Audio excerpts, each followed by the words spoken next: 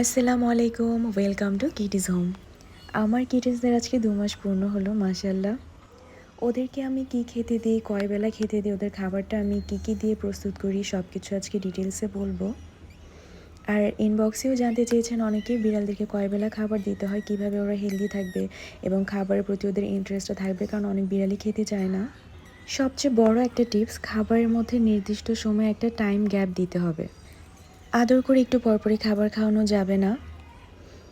ওদের খাবারের বাটিতে সারাক্ষণ খাবার দিয়ে পরিপূর্ণ করে রাখা যাবে না। খাওয়া শেষে সাথে সাথে পাত্রটি তুলে ধুয়ে ফেলতে হবে। এখন বলি খাবার কী দিয়ে প্রস্তুত করেছি। হাফ কেজি থেকে একটু বেশি এখানে মুরগির মাংস নিয়েছি, সাথে একটা বড় গাজরের অর্ধেক অংশ নিয়েছি, আর ৩-৪টা ছোটো ছোটো আলু দিয়েছি, আর একটা সিদ্ধ ডিম দিয়েছি।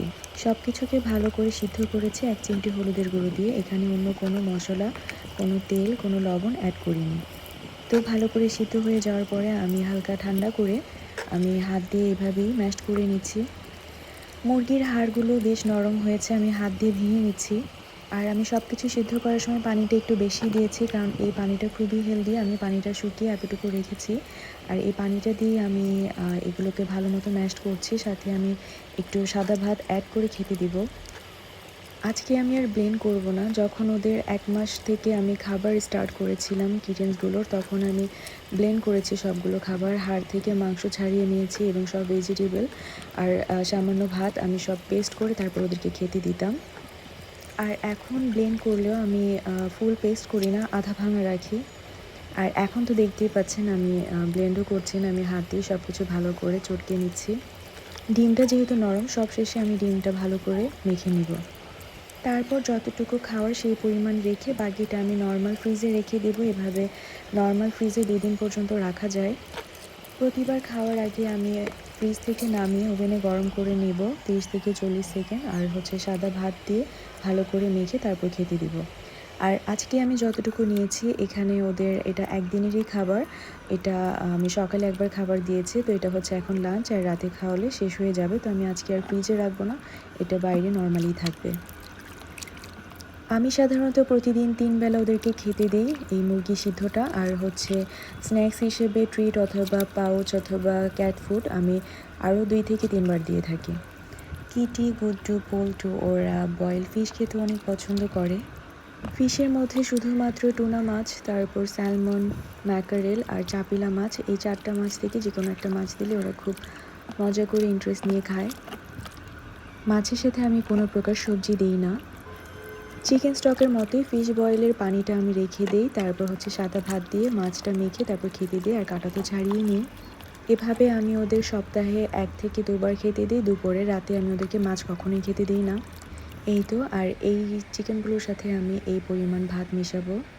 আজকে যেহেতু ফ্রোজেন করব না, সকালবেলা খাইয়েছি, এখন খাওয়াবো আর রাতে খাওয়াবো, তো আমি একবারই মিক্স করে রেখে দিলাম। এখন আমি খাওয়াবো, বাকিটা আমি ফ্রিজে রেখে রাতে খাওয়ানোর আগে ওভেনে গরম করে তারপর খেতে দিব। আমার বিড়ালগুলো একটু দুষ্টু, দেখা যায় বেছে বেছে চিকেনগুলো সব কিছু খেয়ে নেবে, ভাতগুলো পড়ে থাকবে। তো পরে আবার আস্তে আস্তে অনেক সময় খেয়ে নেয়, বা আমি তখন সরিয়ে ফেলি। খাওয়া শেষে এই তো আমি এখন খাবার দিচ্ছি ওদেরকে, ওরা খাবে। আর যতটুকু নেওয়ার নিয়ে নিলাম, বাকিটা আমি এখন ফ্রিজে রেখে দিব। এই তো গুড্ডু, কিটি, পল্টু, তারপর ওদের বাচ্চারা সবাই খাচ্ছে খুব মজা করে, এবং মাশাআল্লাহ বাচ্চাগুলো খাওয়া শিখে গেছে আলহামদুলিল্লাহ। ভাতগুলোকে বেছে বেছে মুরগির মাংসগুলোই খেয়ে নিচ্ছে। এইজন্যই আসলে ভাতগুলোকে ব্লেন্ড করে দেওয়ার সাথে, যেন কোনো কিছু ওয়েস্ট না করে। আর এই যে পল্টু মহাশয়, সে খুব মজা করে মুরগির হাড় খাচ্ছে। এখন খাওয়া হয়ে গেলে আমি আবার এই খাবারটাই রাতে খেতে দিব। মাঝখানে গ্যাপে আমি ওদেরকে একটু ক্যাট ফুড দিব। এখন আপাতত কিটেন্সদের জন্য কিটেন ফুড দিব, আর বড়দের অ্যাডাল্ট ফুডগুলোই দিব। আর আমি প্রতিটা বিড়ালকে পেটমি জেল খাওয়াতে ভুলি না। আমি প্রতিদিন আঙ্গুলের ১ কর সমপরিমাণ বড় ক্যাটগুলোকে পেটমি জেল খাওয়াই, আর একটা মটর দানার পরিমাণ আমি ছোট ক্যাটগুলোকে পেটমি জেল খাওয়াই ভাইটামিন সাপ্লিমেন্ট হিসেবে। আর যখন অন্যান্য ভাইটামিনস অথবা জিঙ্ক খাওয়াই, তখন আবার পেটমি জেলটাকে আমি অফ রাখি। একসাথে ২টা ৩টা সাপ্লিমেন্টস আমি কখনোই দিই না। তো এইগুলো একটু মেনটেন করি। মাশাআল্লাহ আমার বাবুদের খাওয়া শেষ হয়ে যাচ্ছে। দেখছেন প্রায় শেষ পর্যায়ে এসছে। তার মানে ওরা খাবারটাকে পছন্দ করেছে। আর আমি ডিম সিদ্ধ করে দিয়েছি। আরেকটা ইনফরমেশন দিব, কিটি কিন্তু কাঁচা ডিম খেতেও পছন্দ করে। অনেকে ইউ বলতে পারেন। তবে কাঁচা ডিমটা ওদেরকে অনেক নিউট্রিশন, প্রোটিন প্রোভাইড করে। কাঁচা ডিমটাও প্রতিদিন দেয়া যাবে না, ২-৩ দিন পর পর দিতে হবে, যেকোনো একবেলা। আর এই কাঁচা ডিম, মাছ এগুলো ডে টাইমেই দেওয়া ভালো। আমি রাতটাকে অ্যাভয়েড করি। তো কাঁচা ডিমটা দেওয়ার ক্ষেত্রে হচ্ছে ইনস্ট্যান্ট ভেঙে খাইয়ে ফেলতে হবে। এটা বেশিক্ষণ রাখা যাবে না, ব্যাকটেরিয়া স্প্রেড করে। কোনো কারণে না খেতে চাইলে সেই ডিমটাকে ফেলে দিতে হবে। সিম্বা হাড় খাওয়ার ট্রাই করছে। মাশাআল্লাহ ওদের সবার খাওয়া শেষের দিকে। আর মজা করেই খাচ্ছে, বোঝা যাচ্ছে আলহামদুলিল্লাহ। সিম্বা তো হাড় নিয়ে দৌড়াদৌড়ি করছে, ও কীভাবে হাড় খাওয়া শিখছে। ভালোই লাগে দেখতে।